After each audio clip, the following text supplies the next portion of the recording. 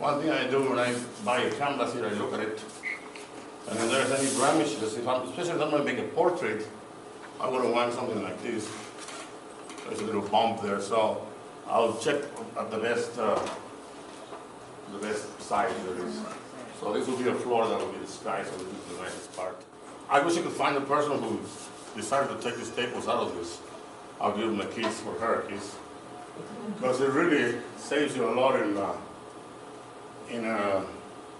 frames. So you can pretty much sell your art, saving some money. Pocket brush, very useful. I probably won't use it today because I don't want to mess my clothing. I don't know how many of you have one of these ends. This is probably one of the best, one of the smartest moves I've ever made. This actually keeps, I've kept it for a couple of months. And it keeps it, and it saves you. You know, it saves you. Then you have a little squirt gun, a little, you can squirt every now and then. But what it has in the bottom is foam. And you get that foam wet, and it keeps the paint wet. And see how nice and messy I am already? So,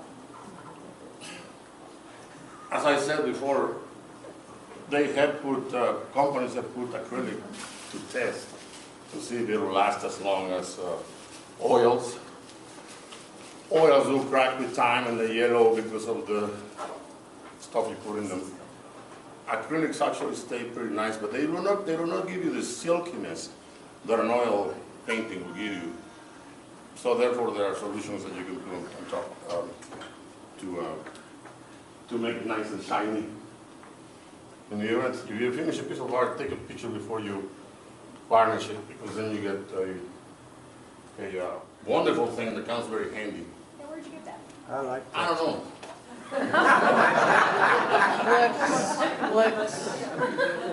Where? Blix. Blix is a very nice place. I used to have a funny name before, but I think they took it off. So I love a chisel brush, because with a chisel brush you can actually make some really, really nice straight lines if you just let it slide.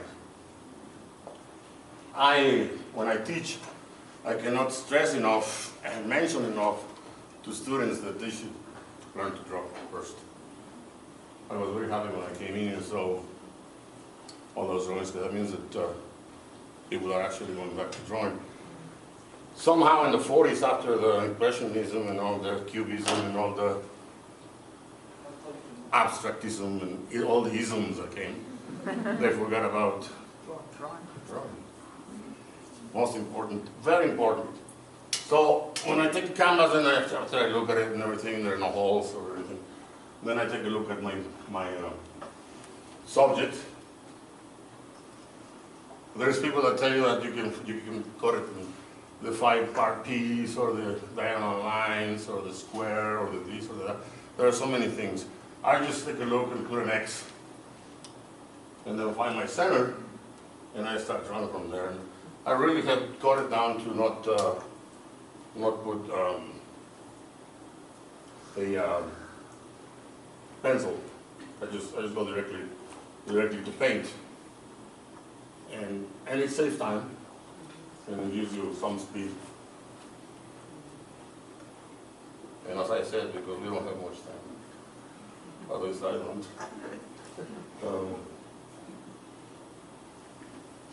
So I'll do my sketch basically first. And I'm sorry if I know I have a broad back, but sometimes it comes in handy.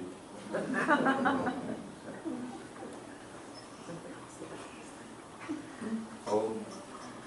Do you usually use sketch in ochre? I'm sorry? Do you usually use ochre for your base sketch? No. I'll use whatever I have more of. Yeah. It doesn't, you know, and then I can go directly to, like, if I see darks, I see dark already, so then I can go ahead and do those characters. So pretty much what I'm doing, I'm actually speeding up. Since we know that the acrylic is going to dry pretty fast, so I'm kind of like fighting against time. And it helps you in one way. It also can make a mess if you don't watch it. You can turn mud, you can get mud out of it. Let's see some greens in here, so I'll start suggesting them. But pretty much what I'm trying to do is just show you that painting is it's a beautiful thing. It shouldn't be stressful. You shouldn't really worry about what is it going to look like. Don't overthink it. Just do it. One day I'm going to write a book. I'll tell you the title in a little bit. Before that, I'll tell you if anything comes out of this demo right now, will be that you can read 1,000 books on swimming, but you'll never learn how to swim when you jump in the water. So, and you will know how good or bad you are. So now I got my source light. I'm going to start putting some shadows. There'll probably be a shadow there from this.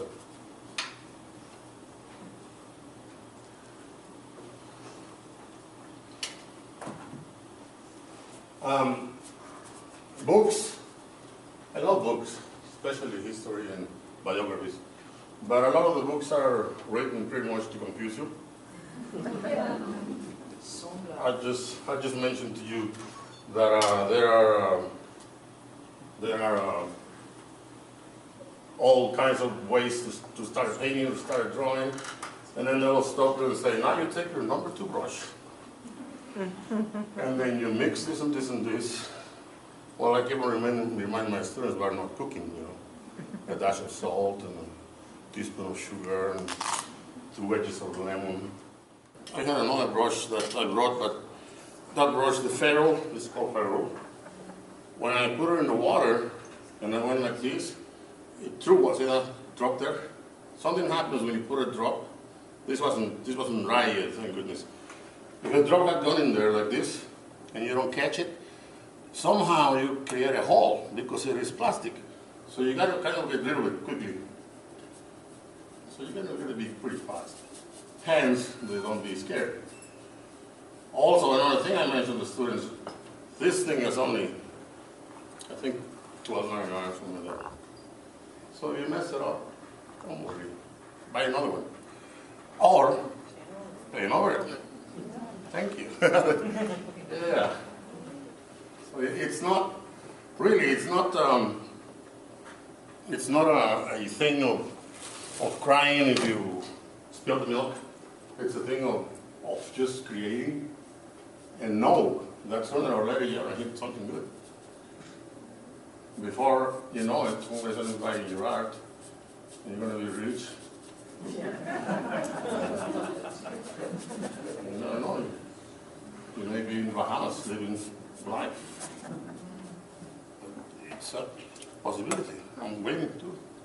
You can be rich. You just have to be rich and Just be rich. Yeah. For the sake of expedition, I'm going to move into a nice cloud here before I get into more detail.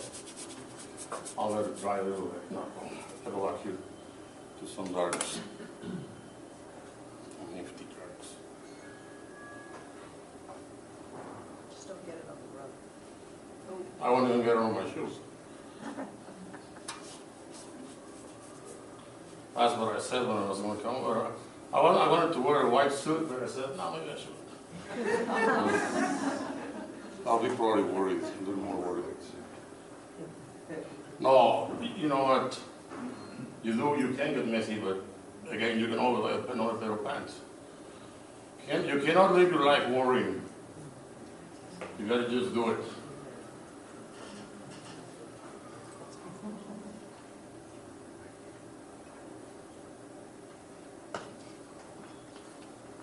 All right. We have a perspective, which is going to make this thing looking. So vanishing point is going to be over there, and I'm going to tweet here. okay, not to worry. Get another brush. Get it right. So everything is going to be my finishing point somewhere. You know, I'm not going to worry about it yet, but it'll look good. I promise.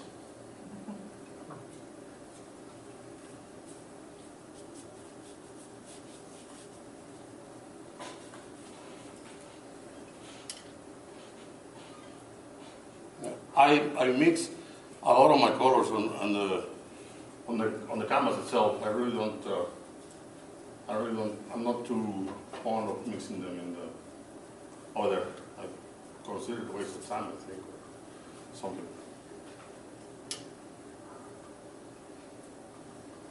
So I think my sky is pretty much dry now. I'll put some darks in here to make it. This is a bridge, by the way. When I grew up, there were steps here, and only the dogs, I mean the horses and carriages would go. I'm telling you, I'm old. And they built the bridge when they developed the automobile, and then I had buses there. We had a house right in here, and this is the way to the main, to downtown. And I love this picture. It's a beautiful town, San Miguel de Allende. If you ever have a chance to go there, you'll fall in love when you move there. I think your boyfriend just moved there. Yeah. Want to know her boyfriend's name? Tell him, Janice. Robert Jr. Yeah. She just bought a house there. What's his name? Banderas. Antonio Banderas and Sam Hayek. A lot of people. It's a very, very nice town. So let's go. Now let's go to the cloud.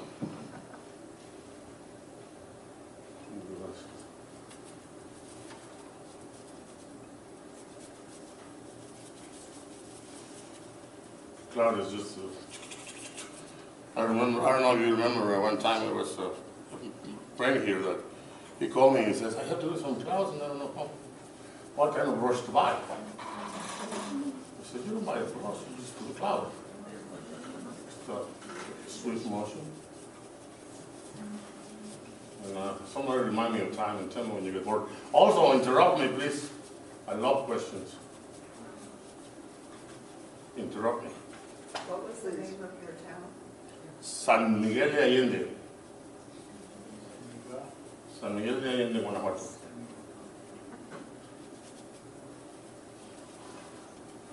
Over the lap a little bit again. Is it south or north of It's in Mexico the central, City? dead center almost, It's close to Mexico City? about 3 hours. About 3 hours from Mexico City. 3 hours northeast of Mexico City. Is there a particular palette you prefer, or do you change it with different painting? Whatever colors I have, sometimes I run out of color. Instead of going to the store, I'll Use just, what you got. Yeah. I'll just do it right there. As I said, you start, sometimes I don't have to paint with these, so I'll use whatever I have here. I know I need some more white, so I'll put some more white in it. The reason I have more of these is because you use more of these than the others. This is my little ones. Black, never use black.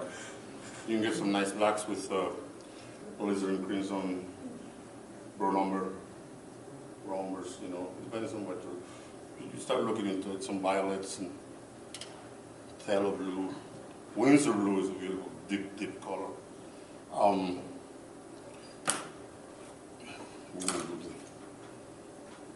There's a little church here.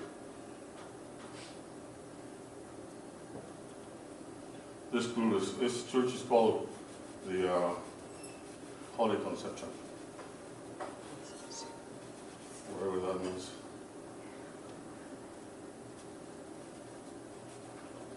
It's very pretty.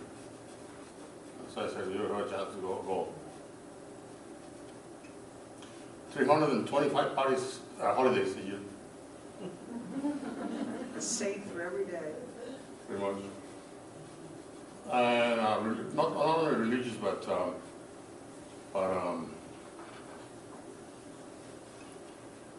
political, or what do you call it? You know, the stuff with the government.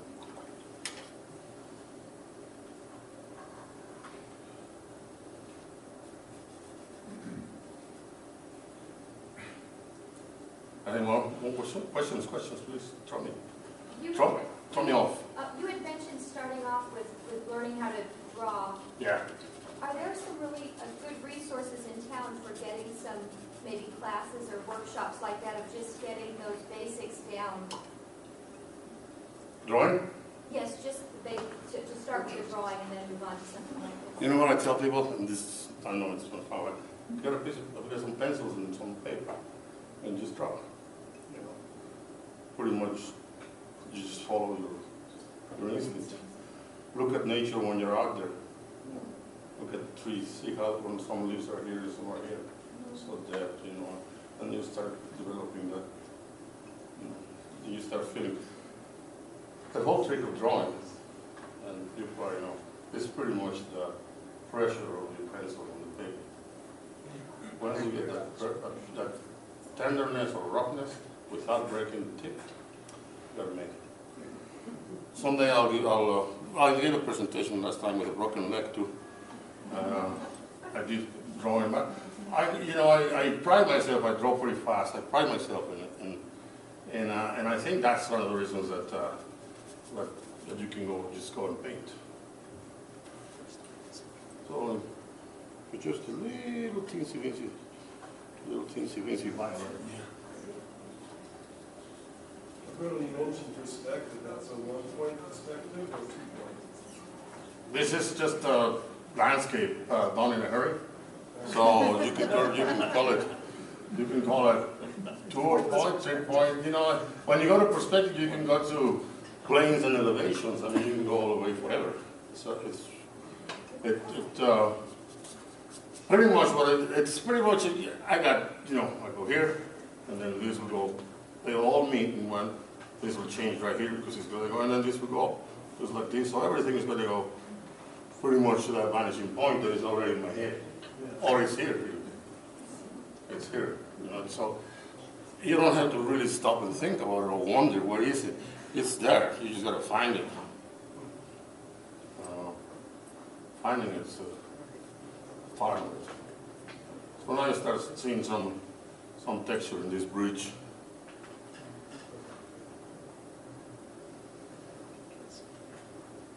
Do you use any of the paint straight, Roberto? It seems like you're mixing a lot with water. I use a lot of water because I'm a watercolorist by trade, and I pride myself. When I was 11 years old, I made a lot of money.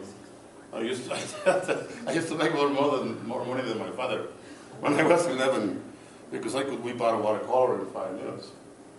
I know people can show off, but it's true. It depends on the complexity of the watercolor. But watercolor is so simple. I mean, what they've done in watercolor is they already gave you the light.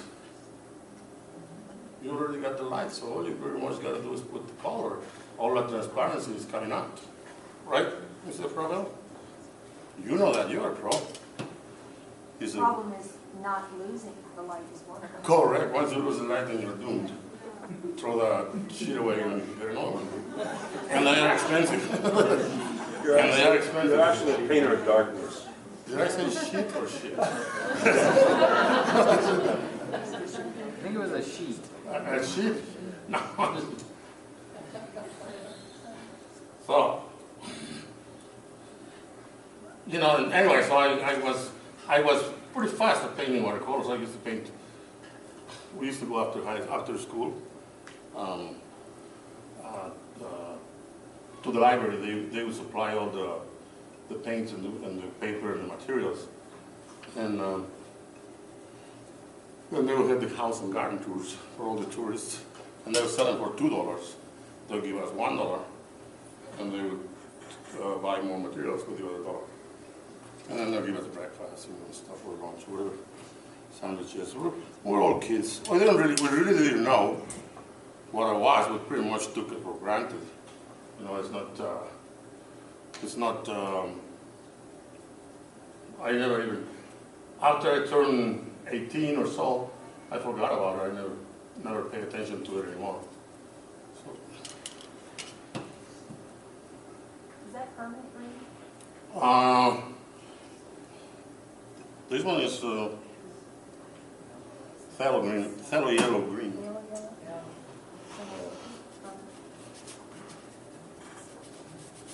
developed that to the level where you're using almost palette knife density?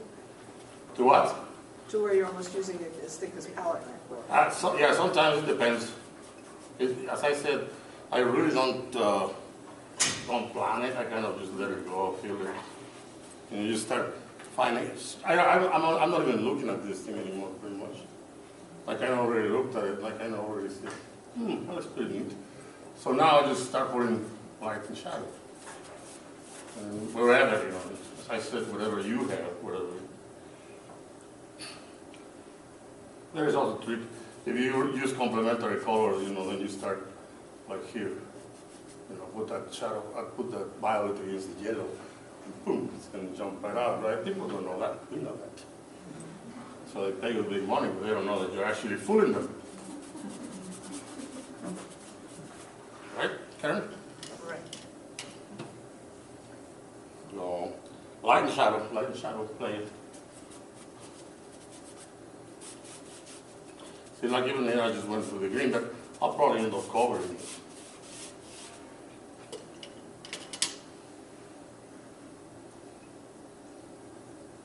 What time is it? I don't want to bore you. 7:34. 7:34. You have enough time to do, I don't know if- Another one? 5 more. I'll turn it around and do another one. I Just did guess that over it. the other day. You have a bar down the middle, you did too. Yeah, I did it the other day. It's already framed.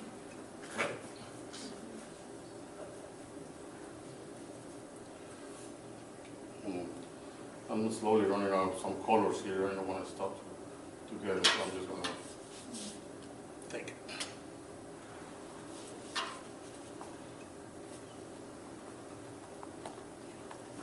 Without always watching. See that right there? See, I let a little drop there. So now what you do is you just put it and let it drop. I don't know. You see how I put some color? See, that's already shadows. It's already started.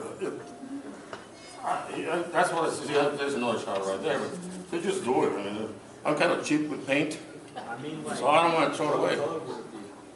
I don't want to throw it away, so I'll try to use it all. Does the paint ever get moldy? In here, yes, yes. I think one time it started smelling, so we got another. That's what your sponge will. No, after about 3 months, 3 or 4 months. Lasted a long time.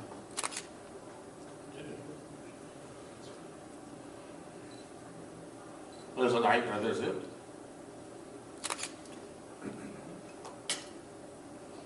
A little more. And then a light from the whatever is coming there under the bridge, on the street. It's completely covered. There's going to be some dark in there. Roberto, the question back here was what color to use for shadows? Oh, it depends. This is what I said. Once you start practicing, you really don't stop and think.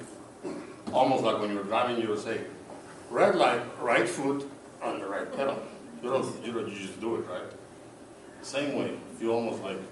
So to take a shadow, you kind of use the complementary. I don't know. You know, it depends. I would use the complementary color. It's hard to explain what shadow, which shadow.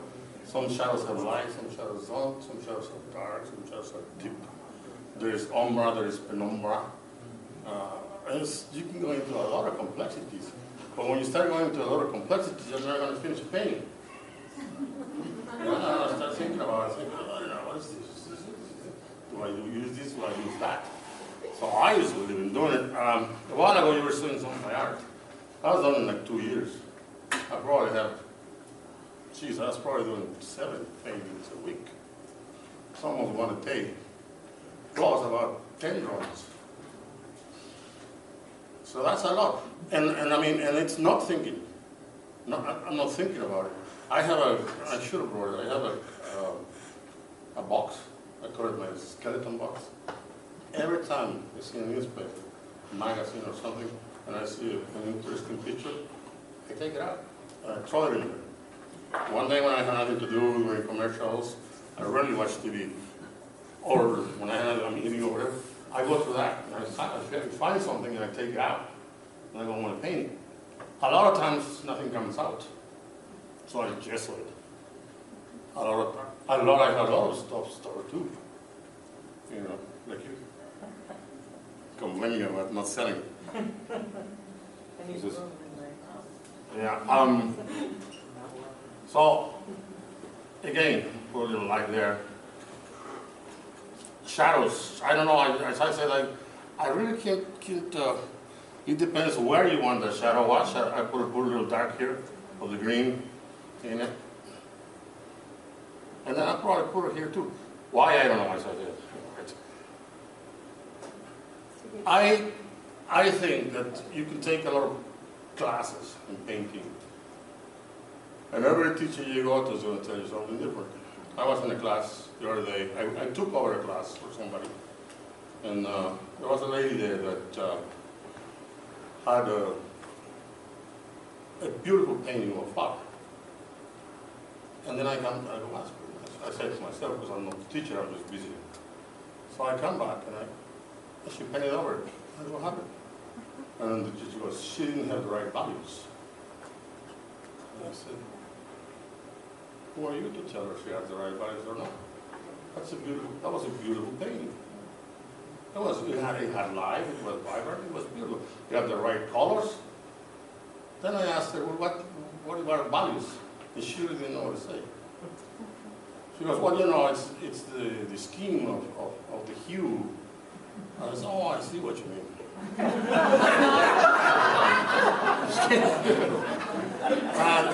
You know, I said, this is, I mean, poor people, you know, here they are going to spend their money trusting somebody who doesn't know what the hell they're doing. So beware of you go. I don't think anybody can teach somebody how to paint. I think they can help you, advise you, guide you, and maybe give you suggestions.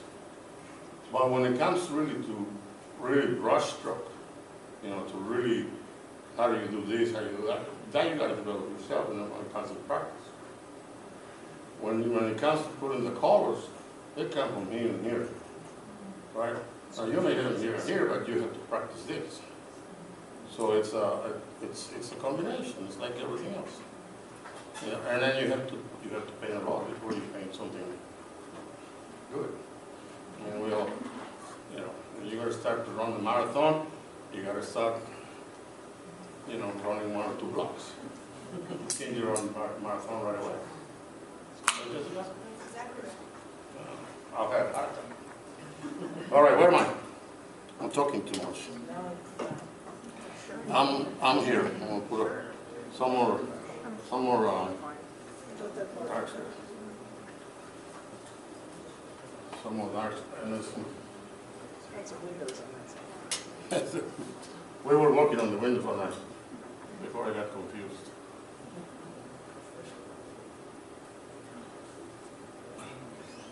But a while ago, when you said shadows went like that, it's put a sharp red.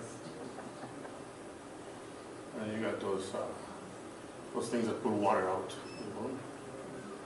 Water spouts. We call them canales.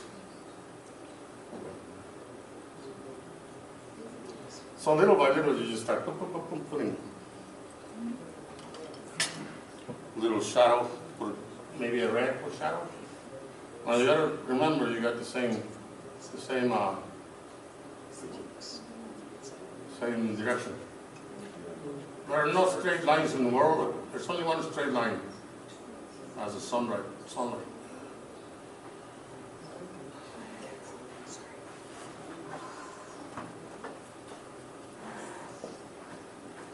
Time is it?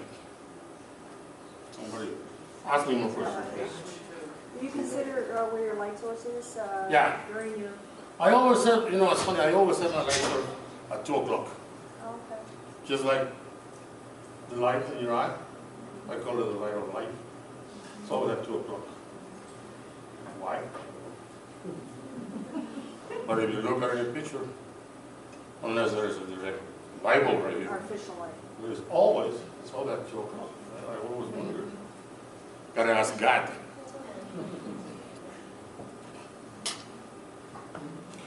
So anyway, also going back to colors. and I'm into even brushes. I never change brushes. I mean, only if like I want to do little minor details like here. But even that, I can probably do it with the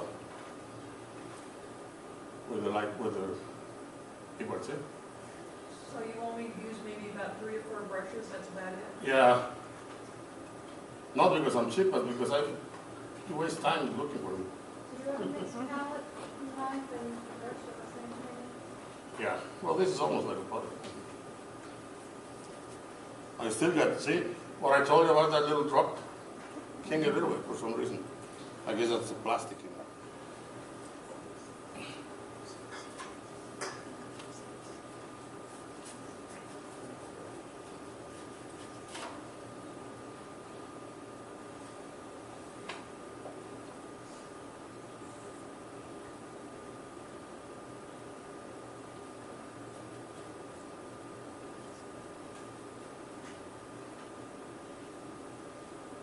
Roberto, are you donating this at McMullen's?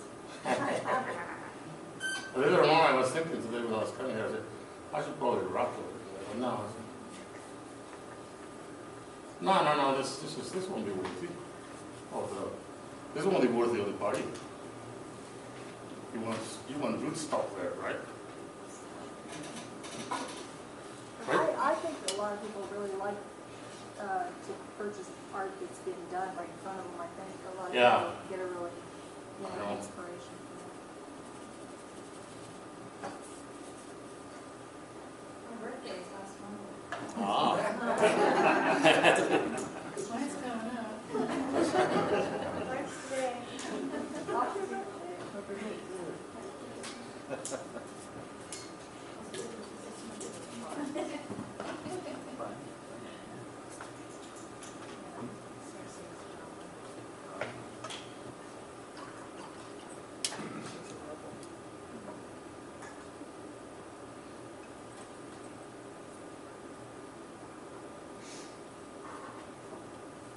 But just starting with acrylics, how many colors should you have?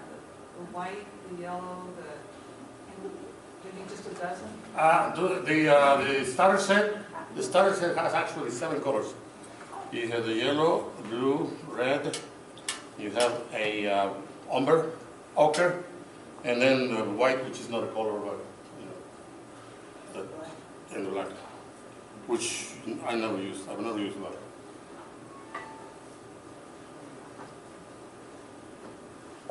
When you mix a darker shade of a color using other colors, it Pretty just much comes does. out that much prettier. If you mix it with Yeah. black, it's just going to make it muddier. You could actually make black with in watercolor Yeah. with the 3 primary colors: the yellow, the red, and the blue. So there are only 3 colors. There are only 3 colors. Yellow, blue, and red. And from there, of course, you get all the others. Unless you're doing a black and white paint. How would you be painting that maybe with another red color? Drawing? What do I do?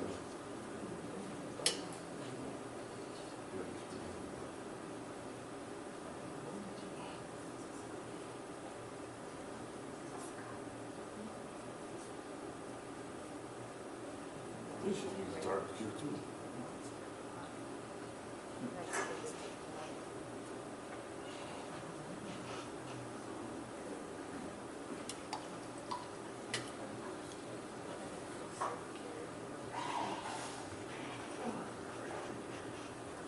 And then, of course, you start making this mess. You can turn, if you don't watch it, you can turn it into mud. Yeah, but the nice thing is you can paint over it in acrylic. Yeah.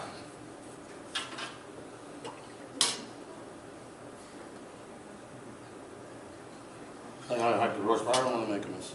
A hockey brush, I don't know how many of you know or own a hockey brush. I do. Hockey brush? Several. It's a Japanese brush? Well, I lived in Japan and they call it jabu. How many of you know this one? Oh, yeah. Oh, everybody. Beautiful. I know, I love it. Lifesavers. You know, the best ones though are the ones with the stitching. Yeah. They, you can unify your painting. Like I could, let's do it. It's a great watercolor brush too. Yeah. The way your picture.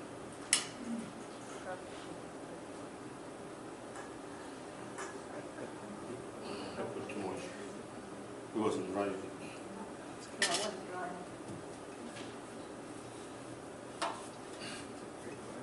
What I was gonna do is here, I was gonna put a wash, I'll put a wash over. Put a wash over. I use a lot of Elf Crimson as a wash, clear wash over for Yeah. color. It's really on dry. Put a wash here. See it? Uh-huh.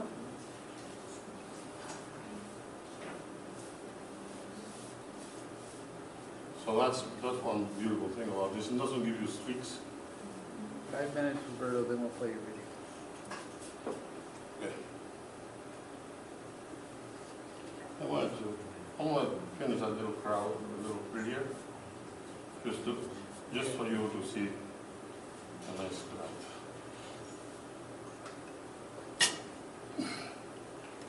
So anyway, this man calls me and says, "What kind of brush do I use for a cloud?"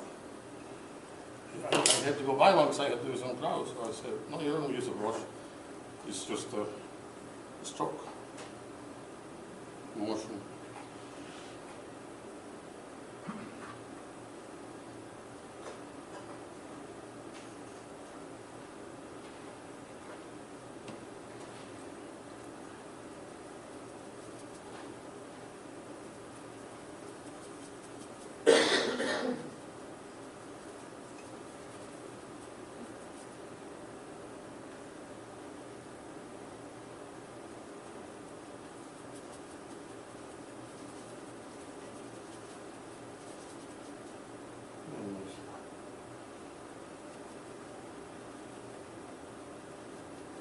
Oh, I almost look like Bob Ross.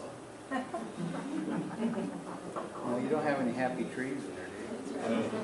You guys happy clouds though? Happy Happy clouds? Lisa. Okay. Happy Lisa.